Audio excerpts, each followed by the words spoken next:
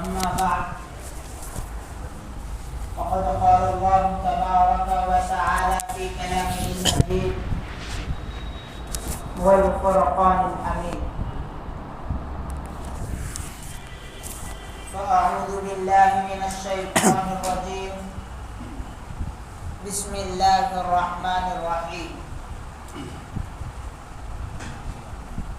إنما يعمر مساجد الله من آمن بالله واليوم الآخر وأقام الصلاة وآتى الزكاة ولم يخش إلا الله فعسى أولئك أن يكونوا من المهتدين. عن أبي هريرة رضي الله عنه قال قال رسول الله صلى الله عليه وسلم: أحب البلاد إلى الله تعالى مساجدها وأبغض البلاد إلى الله تعالى أسواقها، أو كما قال عليه الصلاة والسلام.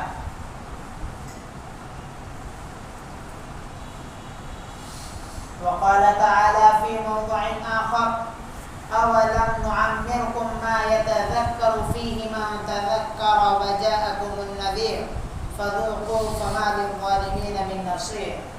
صدق الله العلي العظيم وصدق رسوله النبي الكريم ونحن على ذلك لمن الشاهدين والشاكرين والحمد لله رب العالمين. ایک مرتبہ حضور اقدس صلی اللہ علیہ وسلم پر درود شریف پڑھیں. اللهم صل على محمد وعلى آل محمد كما صليت على إبراهيم وعلى آل إبراهيم إنك حميد مجيد. اللهم صل على محمد في أول كلامنا، اللهم صل على محمد في أوسط كلامنا، اللهم صل على محمد في آخر كلامنا.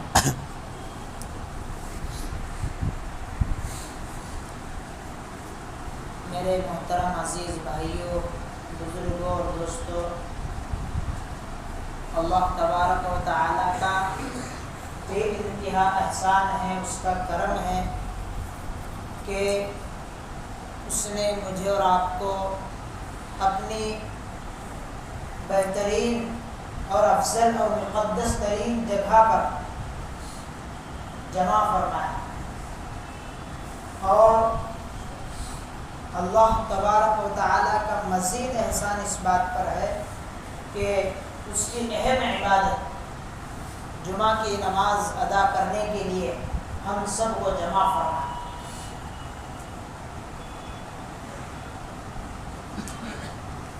اللہ تبارک و تعالیٰ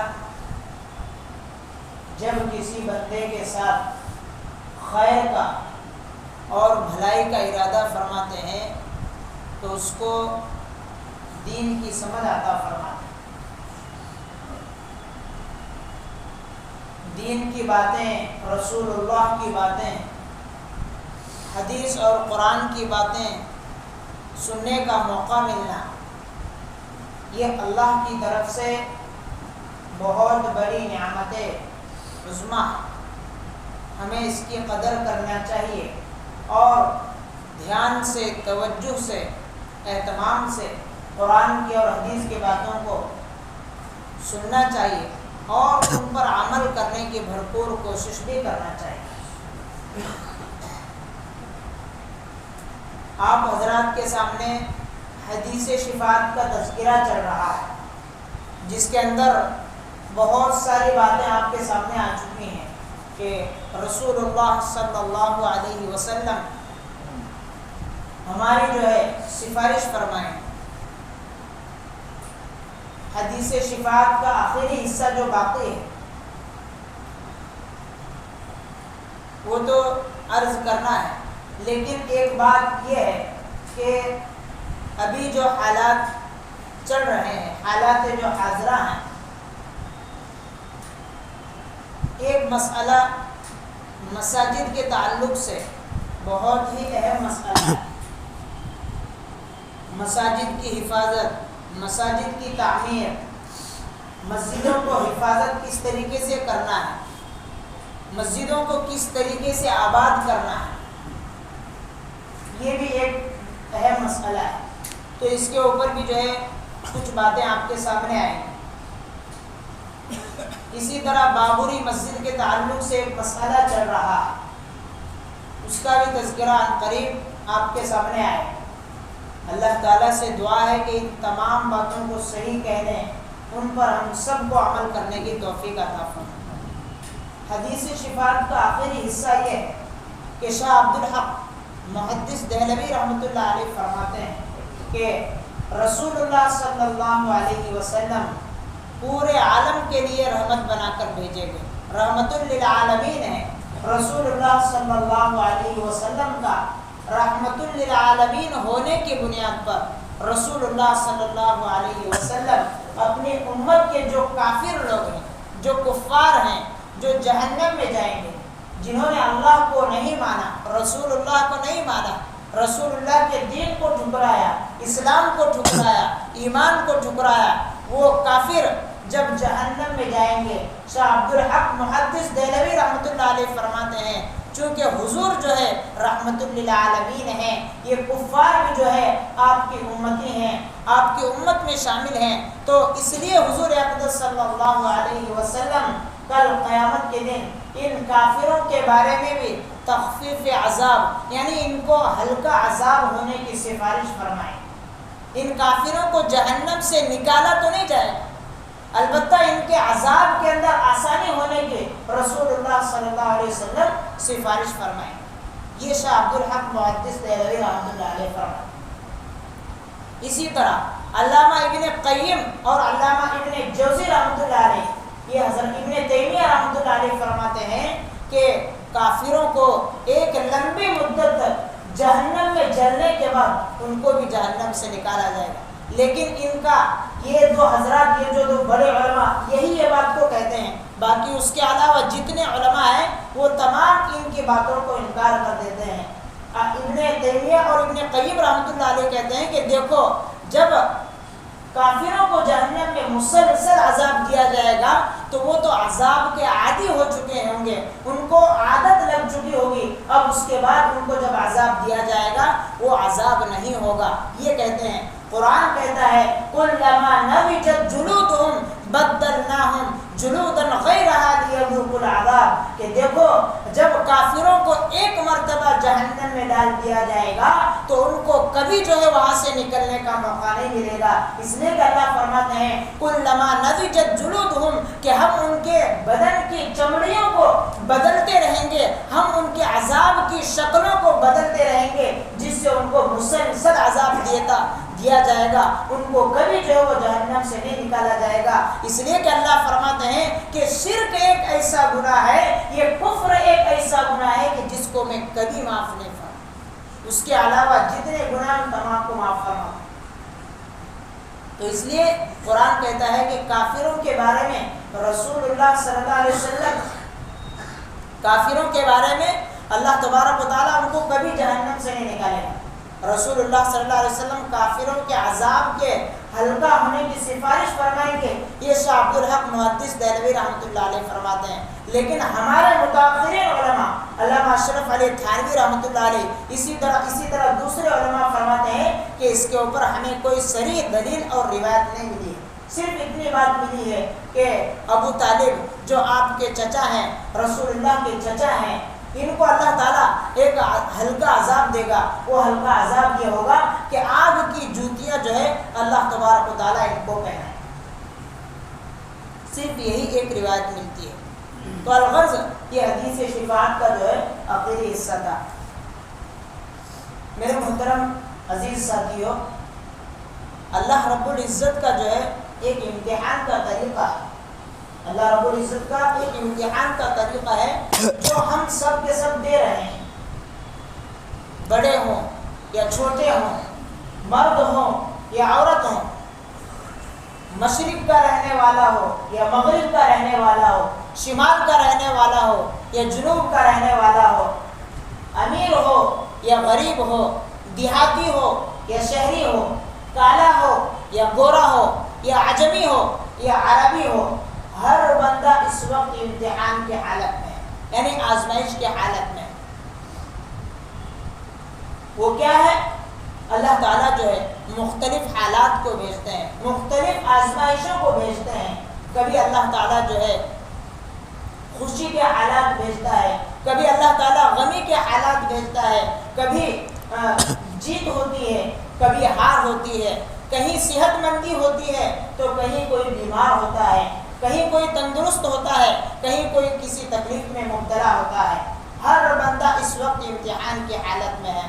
اللہ تبارک و تعالیٰ یہ دیکھنا چاہتے ہیں، اللہ تبارک و تعالیٰ آزمانا چاہتے ہیں کہ میں ان مختلف حالات میں میرا بندہ کیا رد عمل کرتا ہے. ان حالات کو برداشت کر کے زندگی کا سلیقہ میرا بندہ سیکھتا ہے یا مجھ سے شکوہ اور شکایت کرتا ہے، لوگوں سے شکوہ اور شکایت کرتا ہے کہ مجھے یہ پریشانی ہے، مجھے یہ بیماری ہے، مجھے یہ تکلیف ہے، مجھے یہ تنگی ہے. ان تکالیف کو لوگوں کے سامنے شکایت کر کے بیان کرتا ہے یا ان تکالیف پر، ان مصیبتوں پر، ان حالات پر، ان آزمائشوں پر صبر کر کے میرے سامنے جھکتا ہے، میرے سامنے شکوہ کرتا ہے. اللہ تبارک و تعالیٰ یہ آزمائشوں کو دے کر، ان حالات کو ڈال کر اللہ بندے کو دیکھنا چاہتے ہیں کہ یہ میرے سامنے کیا ظاہر کرتا ہے، میرے سامنے کیا رد عمل دکھاتا ہے. تو آج ہر بندہ پریشانی میں ہے، ہر بندہ تکلیف میں ہے، ہر بندہ مصیبت میں ہے. اللہ تعالیٰ دیکھنا چاہتا ہے. اللہ تبارک و تعالیٰ بڑی زبردست قدرت والے ہیں. وہ سیکنڈ میں، منٹ میں، ایک ایک لمحے میں اللہ تبارک و تعالیٰ بیماری کو صحت میں تبدیل کرتے ہیں. ایک ایک لمحے کے اندر اللہ تبارک و تعالیٰ مالداری کو غربت میں تبدیل کرتے ہیں. ایک ایک لمحے میں اللہ غربت کو مالداری میں تبدیل کر دیتے ہیں. غریب کو فقیر کرتے ہیں، مسکین کو امیر کرتے ہیں، امیر کو غریب کرتے ہیں. یہ اللہ تبارک و تعالیٰ کی قدرت کامل ہے.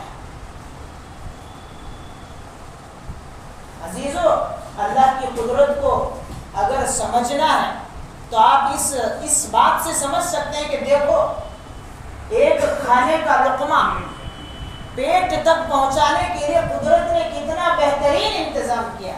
ایک کھانے کی چیز کو ہمارے پیٹ تک پہنچانے کے لیے اللہ نے کتنا بہترین انتظام کیا. کھانے والی چیز اگر گرم ہے تو ہمارے ہاتھ بتا دیتے ہیں. کھانے والی چیز اگر سخت ہے تو ہمارے دانت بتا دیتے ہیں. کھانے والی چیز اگر میٹھی ہے یا کڑوی ہے زبان بتا دیتی ہے. کھانے والی چیز اگر باسی ہے تو ہماری ناک بتا دیتی ہے. کھانے کا ذائقہ کیسا ہے ہمارا منہ بتا دیتا ہے. بس ہمیں فرق کرنا ہے کہ جس چیز کو ہم کھا رہے ہیں وہ حلال ہے یا حرام. تو عزیزو، اللہ کی قدرت بڑی زبردست قدرت ہے. اللہ تبارک و تعالیٰ کا بے انتہا. ہمیں کروڑوں مرتبہ اگر اللہ کا شکر کرے تب بھی کم ہے. آج حالات بہت تبدیل ہو چکے ہیں، بہت نازک ہیں. ایک مسئلہ جو ہے بابری مسجد کے تعلق سے چل اٹھا ہے. بابری مسجد کی تاریخ کیا ہے، کس نے بنایا، اس کو کن لوگوں نے شہید کیا، ہمیں یہ معلوم ہونا چاہیے. ایک مسلمان ہونے کے ناطے ایک اللہ کا بہترین اور مقدس گھر مسجد جو کہ بابری مسجد، جس کو بڑی قربانیوں کے ساتھ مسلمانوں نے تعمیر کیا تھا، اس کی تاریخ کیا ہے، اس کے بارے میں ہمیں پتہ ہونا چاہیے.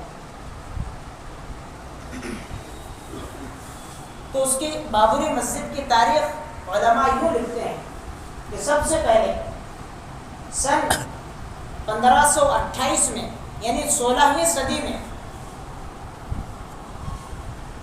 مغل سلطنت کا ایک بادشاہ گزرا ہے. ظہیر الدین بابر نام کا ایک بادشاہ گزرا ہے. اس بادشاہ کا ایک کمانڈر تھا جس کا نام میر باقی تھا. بادشاہ ظہیر الدین بابر نے میر کمانڈر کو حکم دیا. میر کمانڈر نے بادشاہ کے حکم سے بھارت کا ایک علاقہ ہے اتر پردیش، جہاں پر ایک شہر ایودھیا شہر میں میر کمانڈر نے بادشاہ ظہیر الدین بابر کے حکم سے ایک مسجد تعمیر کرا جس کا نام انہوں نے بابری مسجد رکھا. جس کا نام انہوں نے بادشاہ اپنے نام کے اوپر بابری مسجد اس کا نام رکھا.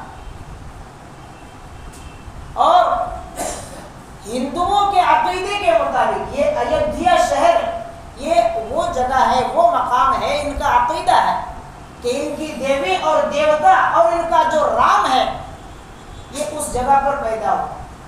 ہندوؤں کے عقیدے کے مطابق ہندوؤں نے یہ دعویٰ کیا، انہوں نے یہ دعویٰ کیا کہ اس جگہ پر جو مسجد تعمیر کرائی گئی ہے، اس مسجد کے بننے سے پہلے اس جگہ پر ایک مندر تھا.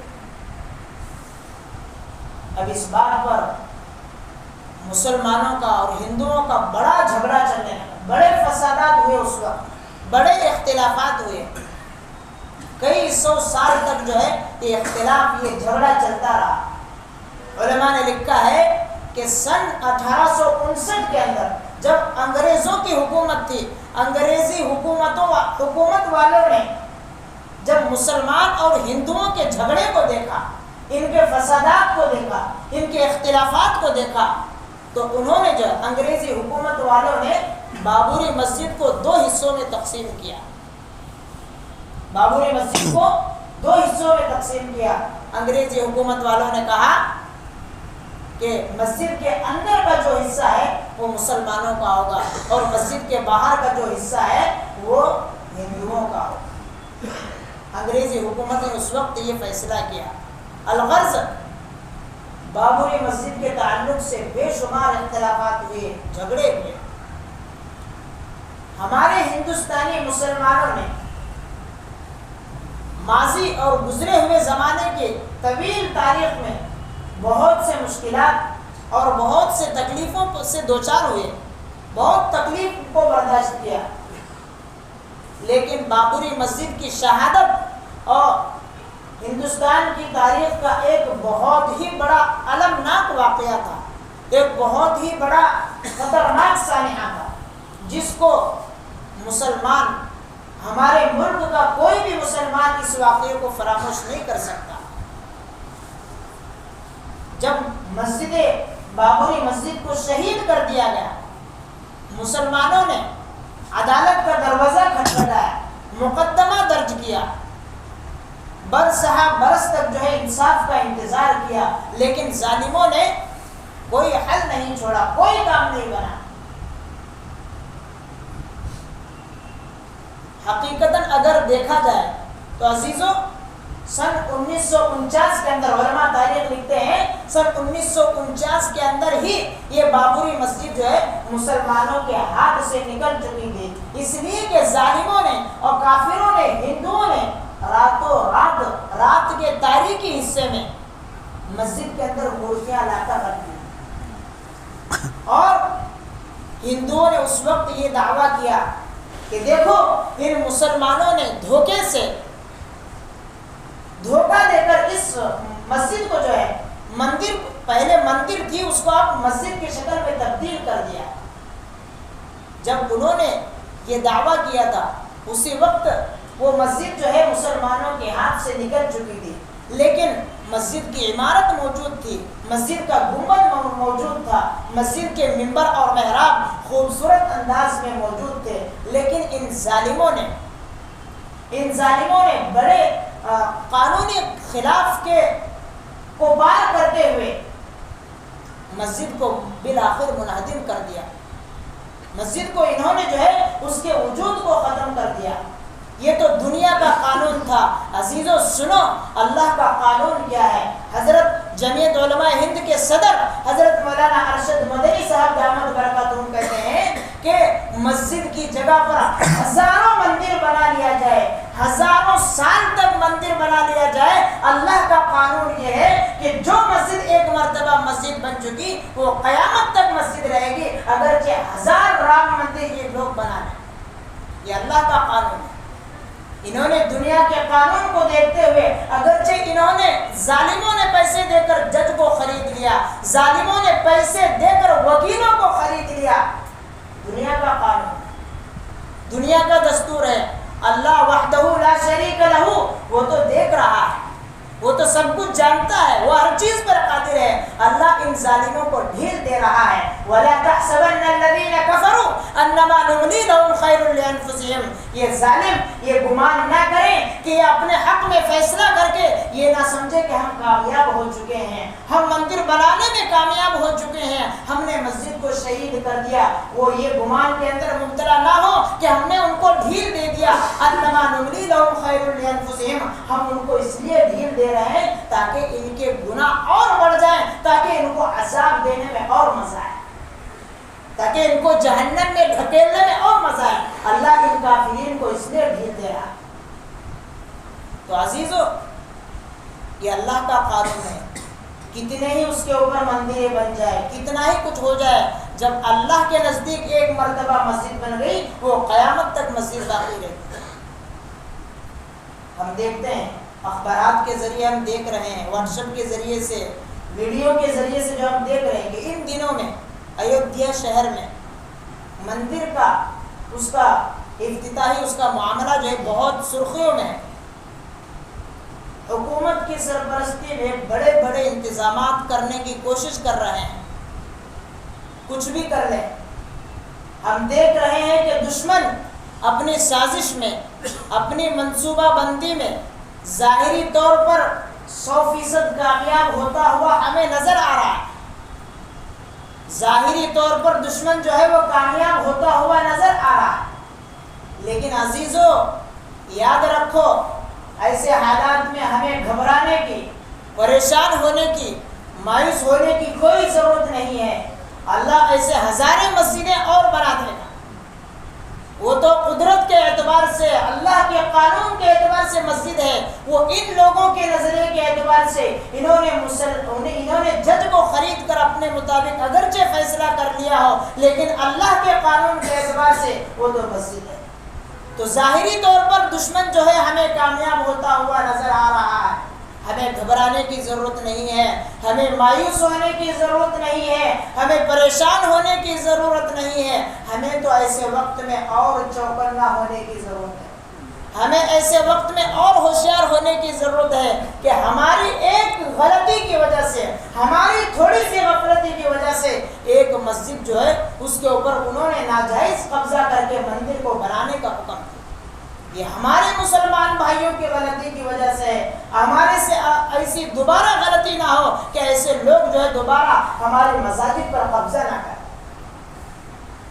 عزیزو، یہ مساجد کو ہم معمولی نہ سمجھیں، اسلام میں مساجد کی بہت اہمیت ہے۔ یہ تو اللہ کا گھر ہے، یہ تو کیا ہے؟ اللہ کا مقدس گھر ہے۔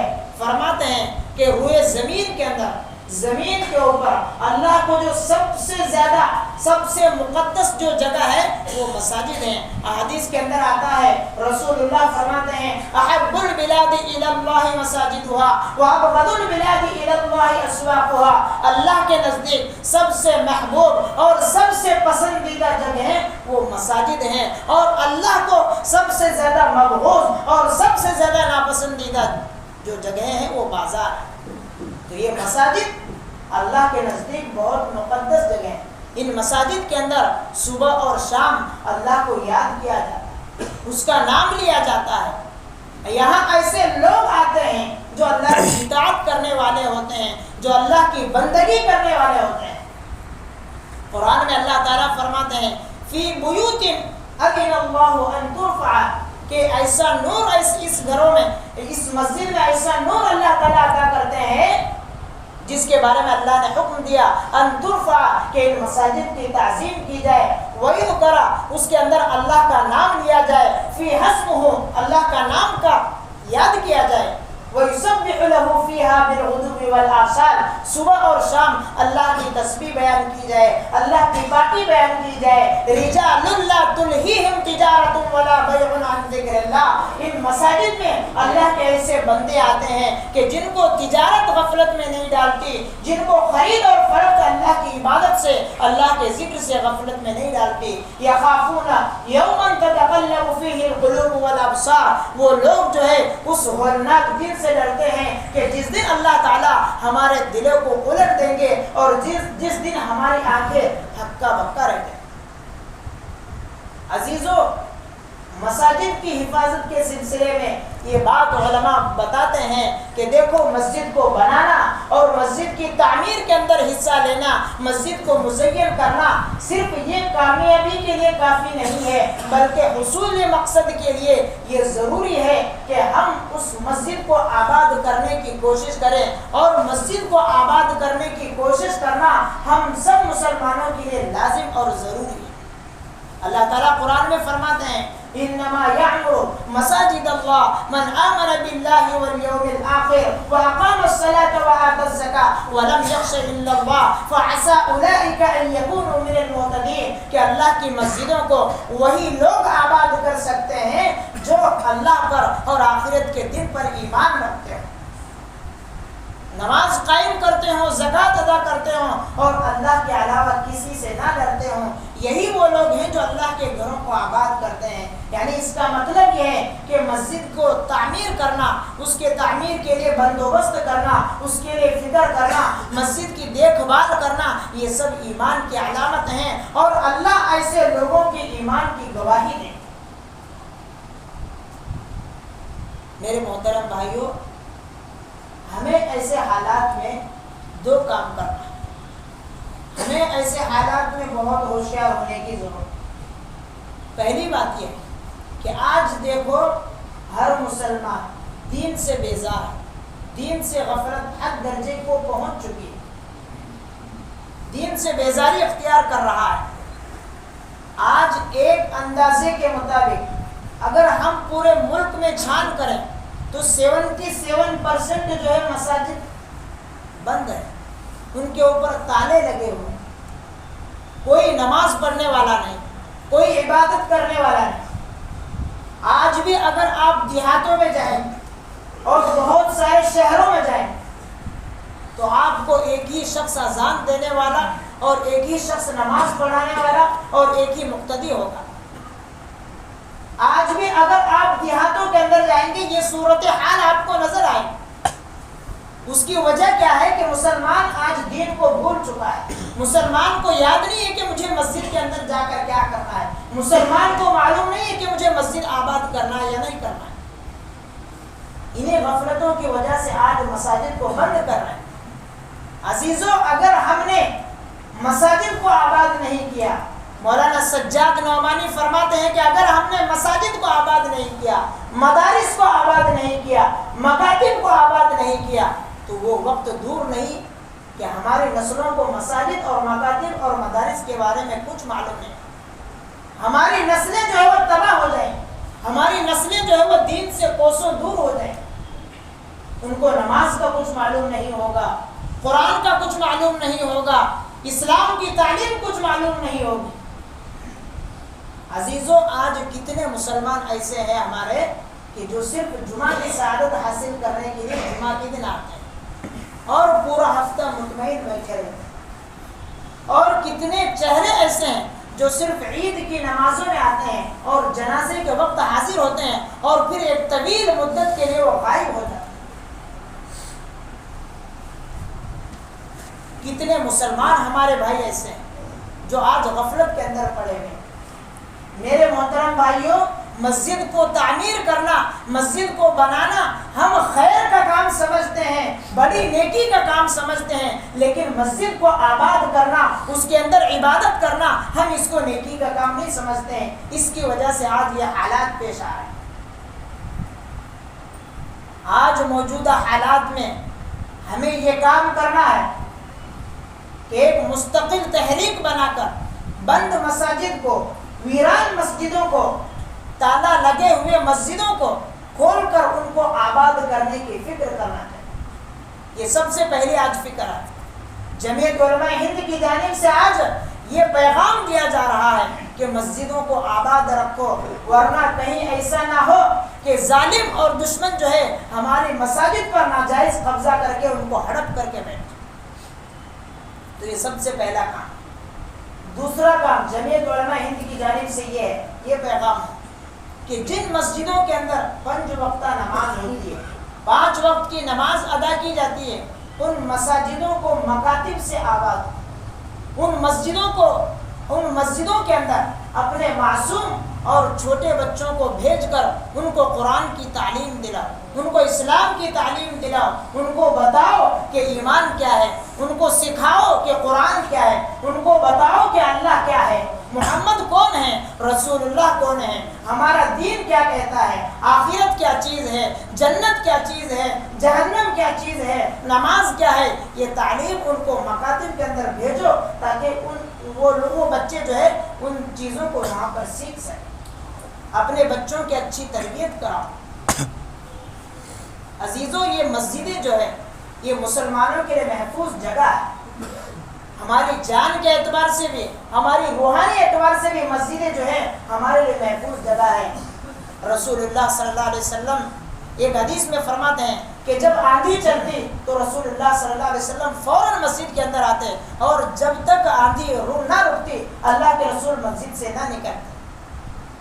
اور اللہ تبارک و تعالی مسجد میں آنے والے شخص سے ایسے خوش ہوتے ہیں جیسے ہم گم شدہ آدمی کو جب ہم پاتے ہیں، جب کوئی ہمارا ساتھی گم ہو جائے، ہمارا گھر کا کوئی فرد گم ہو جائے اور جب ہمیں وہ مل جائے تو ہمیں اس وقت کتنی خوشی ہوتی ہے۔ تو اللہ تبارک و تعالیٰ کو مسجد میں آنے والے شخص سے اتنی محبت اور اتنی خوشی ہوتی ہے۔ تو عزیزوں، آج ہم جو ہے اپنے مساجد کی حفاظت کریں، اپنی مسجدوں کو آباد رکھیں، 5 وقت اہتمام سے، پابندی سے نماز پڑھنے کی فکر کریں، اور اپنے معصوم اور چھوٹے بچوں کو مکاتب کے اندر بھیجنے کی فکر کریں۔ اللہ تعالیٰ ان باتوں پر مجھے اور آپ کو عمل کی توفیق عطا فرمائے۔ وآخر دعوانا الحمدللہ۔